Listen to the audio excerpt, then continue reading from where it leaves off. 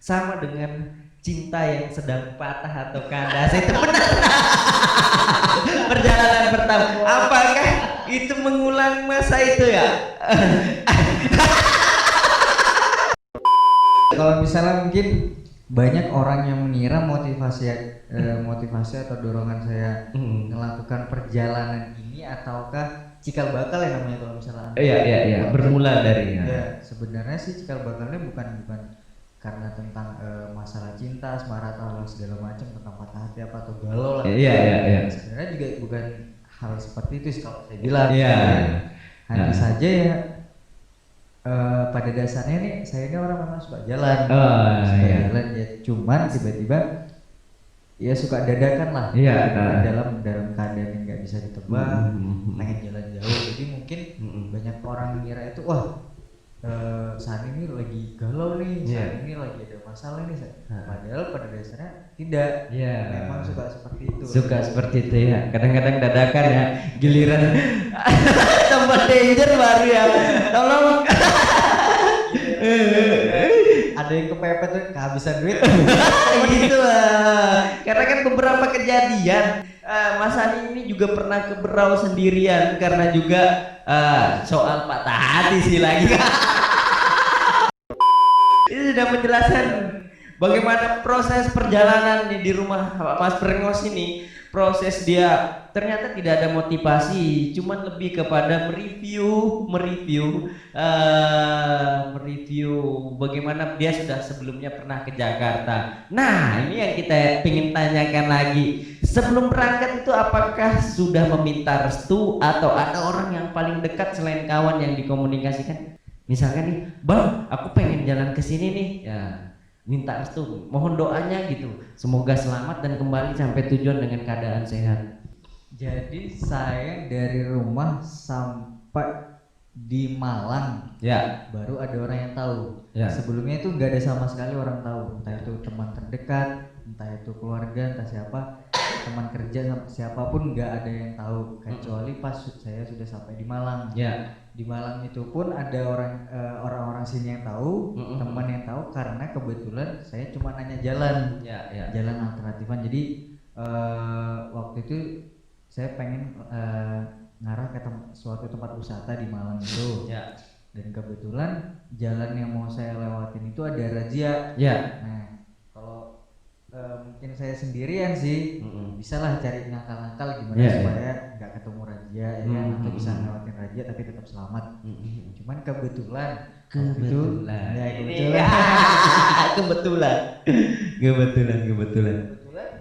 itu malam kan. Kebetulan waktu itu saya bawa teman. Karena saya bawa teman yang saya bawa ini ya ngerasa risau. Kebetulan juga waktu itu nggak pakai helm soalnya kan. Nggak pakai helm dianya. Oh, saya kira dari Penajam sampai luar biasa ya. Saya nelpon teman, dalam artian mau tanya ada nggak jalan alternatif untuk ke tempat wisata tersebut, ya kan, misal jalan tikus atau apa gitu. Ternyata kata teman saya nggak ada, jadi terpaksa nih ngubungin teman saya itu ya kan, karena dia pernah kuliah di Malang ya kan, lama di Malang lah, namanya Nanda gitu. Saya telepon lah dia gitu. Jalan ke sini nih ada nggak alternatifan karena ada razia, saya bilang gitu. Kamu di mana? Saya di Malang, gini. Oh, nggak ada, kamu harus apa, dia bilang harus muter kota lagi atau gimana gitu. Jadi ya udah putar balik, nggak jadilah ke tempat wisata tersebut. Aduh, jadi mengalihkan. Biasa kan ada alternatif tuh, ketika kita mau ke tujuan A ternyata tujuan A itu tidak tercapai, mungkin ada plan B untuk ke tujuan tempat baru. Ada ke tempat baru waktu itu nggak ada, plan B nya nggak ada. Cuman waktu itu saya sudah pikirkan akan ke situ lagi. Ya kemungkinan pada saat nanti pulang dari Jakarta. Oh, targetnya Jakarta dulu ya. Dari Jakarta dulu. Ini dijelasin nggak dari Kalsel tak beberapa gitu? Nggak usah. Oke. Nanti. Terus orang yang kedua tahu adalah ketika saya di Bandung. Itu namanya Boga Bogel, biasa dipanggil juga Agi, biasa juga dipanggil Abong. Bercetan ya? Ya. Saya hubungin dia dalam maksud saya karena dia kan juga apa ya, pernah berkuliah di sana ya? Pernah kuliah di sana. Tapi tidak selesai apa enggak ya? Kasihan. Kuliah di sana, terus mungkin banyak relasi di sana, teman apa segala macam, terus dia di sini juga usaha apa namanya clothingan gitu. Nah, jadi maksud saya hubungin dia siapa tahu bisa jadi penunjuk arah dan penunjuk jalan. Salah satunya. Dan kemungkinan dia siapa tahu ada dia mau titip, kaos atau ada apa teman yang bisa ditumpangin rumahnya gitu. Enggak sampai ke situ sih. Saya enggak itu, cuman siapa tahu si Bogel ini mau ada titipan gitu intinya itu. Ternyata dia bilang enggak usah katanya, ada titipan atau segala macam, penting kamu selamat gitu aja. Luar biasa Bogel itu ya. Kayaknya separuh ustadz itu Bogel. Separuh ustadz dulu. Iya. Adalah ustadz. Nah, tadi kan sempat disinggung. Nah, bahwa dia tidak sendiri. Siapa teman yang menemani itu?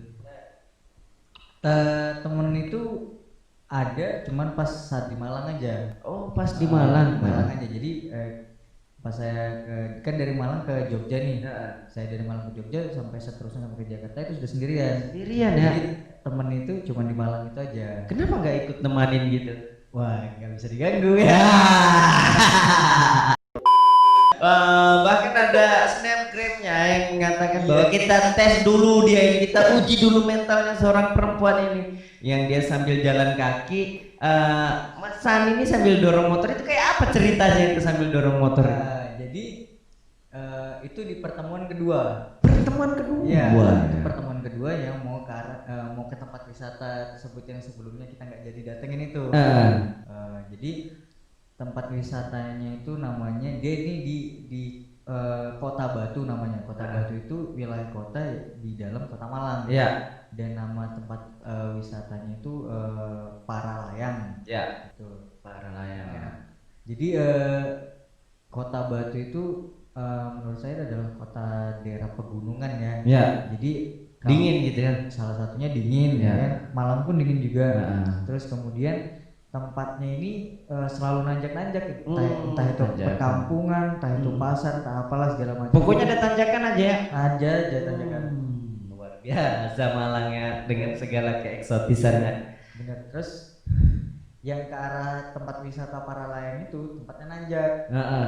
Jadi kebetulan ada di salah satu tanjakan yang ibaratnya saya kurang mantau gas-gasnya motor gitu loh bahasanya kan. Padahal kan sampai pembalap gitu, tahu kan? Sempat soalnya grogi gitu. Seorang Sadi grogi ya. Kan ada yang dibawa gitu. Ya. Jadi ada salah satu tanjakan. Ini sudah berapa kali nih ngelewatin tanjakan? Sudah ngelewatin tanjakan beberapa kali, tinggi ya kan.